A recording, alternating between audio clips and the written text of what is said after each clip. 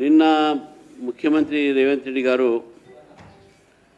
ఢిల్లీ పర్యటన తర్వాత వరంగల్ ఎయిర్పోర్ట్ 28 సంవత్సరంలో 2028లో జూన్ 2 వరకు దాన్ని మొదలు పెడతా అని చెప్పేసి ప్రారంభోత్సవం చేస్తా అని చెప్పడం జరిగింది. చాలా సంతోషం అది. కానీ రేవంత్ రెడ్డి గారు అదేదో క్రెడిట్ ఆయన చేపెట్టి అయింది ఏదో చెప్పుకునే ప్రయత్నం చేస్తున్నారు. ఎవరు చేసినా ఒక్క తెలంగాణకు మంచి జరగాలి అనేది మనం అందరం ఆలోచిస్తాం.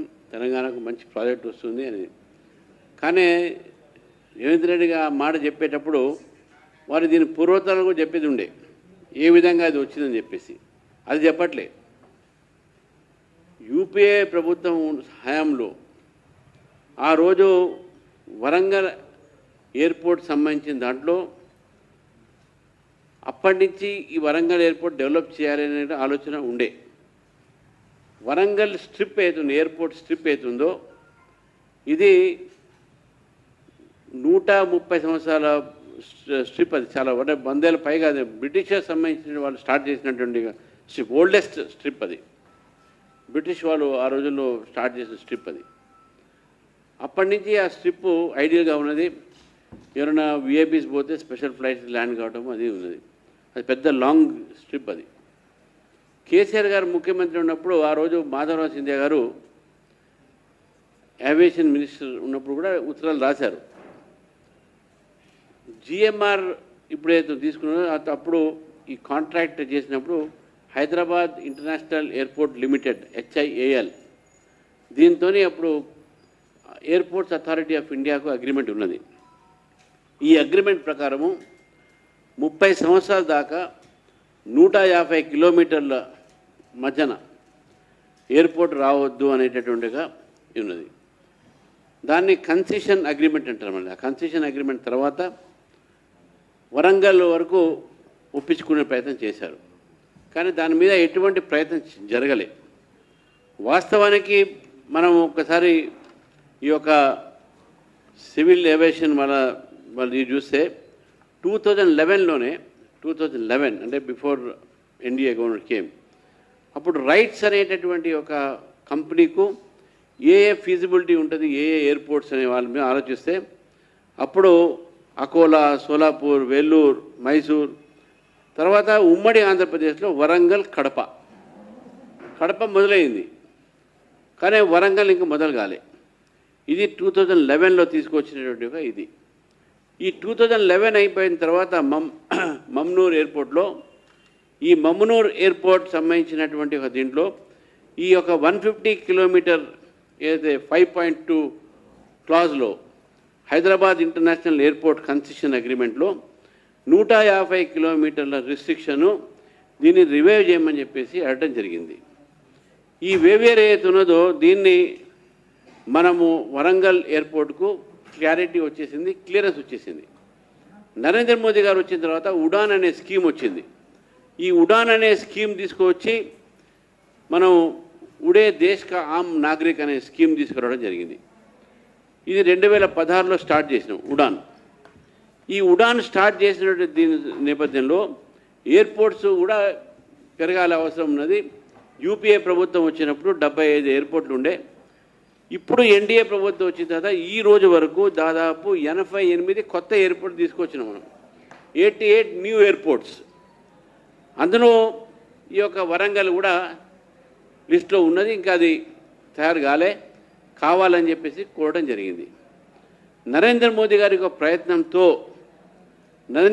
ప్రయత్నంతో ఆ రోజు 2011లో ఏదైతే రైట్స్ అనే కంపెనీ ఫీజిబిలిటీ రిపోర్ట్స్ కొన్ని ఎయిర్పోర్ట్స్కి ఇచ్చిందో ఆ ఎయిర్పోర్ట్లు అన్నీ కూడా ఈరోజు ఎయిర్పోర్ట్గా తయారైనాయి. సోలాపూర్ తయారైంది, అదేవిధంగా మేఘాలయలో చిన్న స్ట్రిప్ అదే తయారైంది, టోంగ్, తర్వాత అరుణాచల్ ప్రదేశ్ తేజు, పాసిఘాట్, వెస్ట్ బెంగాల్లో మాల్దా, ఇవన్నీ ఎయిర్పోర్ట్ తయారైనాయి. త్రిపురలో కమలాపూర్. కేవలం తెలంగాణలో ఒక వరంగల్ కాలే. దానికి ల్యాండ్ కావాలి. ఎయిర్పోర్ట్ అనగానే దానికి పెద్ద ల్యాండ్. కేసీఆర్ ప్రభుత్వం అప్పుడు ల్యాండ్ ఎక్వైర్ చేయలే. ఇప్పుడు ఈ ప్రభుత్వం కూడా ల్యాండ్ ఎక్వైర్ చేసి ఇస్తే అది మొత్తం పర్మిషన్ వస్తుంది. కాబట్టి ఈ యొక్క ఎయిర్పోర్ట్ రావడానికి కారణం ఏతుందో అది మోదీ గారి ప్రభుత్వం వచ్చిన తర్వాత 2011 నుంచి 2015 దాకా యూపీఏనే ప్రభుత్వం ఉంది. ఫీజిబిలిటీ రిపోర్ట్ కూడా ఇచ్చారు, కానీ ఏం పట్టించుకోలేదు. హైదరాబాద్ ఇంటర్నేషనల్ ఎయిర్పోర్ట్తోని 150 కిలోమీటర్స్ రేడియస్లో రాకూడదు ఎయిర్పోర్ట్ అనేటటువంటి ఒక క్లాజ్ 5.2ని రిలాక్సేషన్ చేసి కన్సెషన్ అగ్రిమెంట్ తీసుకొచ్చి ఆ కన్సెషన్ అగ్రిమెంట్ ప్రకారము వరంగల్లో ఎయిర్పోర్ట్కు మోదీ గారు ఇచ్చినటువంటి ఒక పర్మిషను, దానికి శాంక్షన్. ఈరోజు ఎప్పటి నుంచో అడుగుతున్నాం కేంద్ర ప్రభుత్వం, రాష్ట్రాలకు రాస్తా ఉన్నాం మీ ఉత్తరాలు, మీరు అక్కడ భూమి ఇవ్వండి మాకు, మేము ఒక ఎయిర్పోర్ట్ కడతామని చెప్పి. ఇక్కడే కాదు, ఆదిలాబాద్లో కూడా డిఫెన్స్ ఎయిర్పోర్ట్ అక్కడ కట్టాలని చెప్పేసి కూడా ఆలోచన ఉంది. దానికి కూడా ల్యాండ్ సిద్ధం అవుతుంది, అక్కడ కూడా ఎయిర్పోర్ట్ రాబోతూ ఉంది. నేను ఒకటే అంటున్నా, తెలంగాణకు నరేంద్ర మోదీ గారు ఎన్నో రకాలుగా ఈరోజు మన కోల్ బ్లాక్, మన తడిచాల మేము పోయించినాం. వరంగల్లో కూడా ఎయిర్పోర్ట్ ఇస్తున్నది నరేంద్ర మోదీ గారి ప్రభుత్వం. ఈ మాట ఇట్లా చెప్పరు. కాంగ్రెస్ ప్రభుత్వం రేవంత్ రెడ్డి గారిని కోరుతా ఉన్నాను, మీ ప్రభుత్వం 2011లో యూపీఏ ప్రభుత్వం ఉండే, మరి వాళ్ళు ఎందుకు ఇవ్వలేకపోయారో 2011 నుంచి 2015 వరకు కూడా దీని విషయంలో వాళ్ళు మాట్లాడలేదు. రైట్స్ నుంచి ఫీజిబిలిటీ రిపోర్ట్ వచ్చినప్పుడు తర్వాత కూడా దాని విషయంలో మాట్లాడలే. నరేంద్ర మోదీ వచ్చింది, అది మాట చెప్తే బాగుంటుండేనేమో అని చెప్పేసి నేను ఈ సందర్భంగా చెప్తా ఉన్నాను.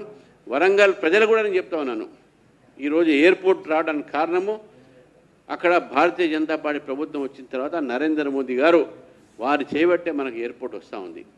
నేను రేవంత్ రెడ్డి గారిని కోరుతా ఉన్నాను, మీరు ఏదో ఉత్తర కుమార పలుకులు కాదు, నేను చేసేస్తా 28 కాదు. కేసీఆర్ గారు చాలా చెప్పారు, మీ ఇద్దరు పోలికలు లక్షణాలు చాలా కలుస్తాయి, ఇద్దరు పోలికలు ఉన్నాయి. వాళ్ళు అబద్ధాలు ఆడతారు, మీరు అబద్ధాలు ఆడతారు. వాళ్ళు వాగ్దానాలు ఇస్తారు, చేయరు. మీరు వాగ్దానాలు ఇస్తారు, మీరు చేయరు. దయచేసి గత ప్రభుత్వం లానే మీరు చేయకండి, నిర్మాణం చేయండి ఎయిర్పోర్ట్కు. కేంద్రం నుంచి పూర్తి సహకారం ఉన్నది. మళ్ళీ మీ వైఫల్యాన్ని మనం కేంద్రం సహకారం చేయలేదనే మాట కూడా అంటారు రాష్ట్రం. మళ్ళీ మీరు చేయలేక చేత కాకపోతే దయచేసి ల్యాండ్ అక్విజిషన్స్ ఇవన్నీ కూడా పూర్తి చేసి అది ఎయిర్పోర్ట్స్ అథారిటీ ఆఫ్ ఇండియాకి ఇచ్చేస్తే బ్రహ్మాండమైనటువంటి ఎయిర్పోర్టు వరంగల్లో రాబోతుంది నరేంద్ర మోదీ గారు చేయబట్టి. ఇది ఈరోజు వారి రేవంత్ రెడ్డి గారికి మీ ద్వారా నేను తెలియజేస్తాను.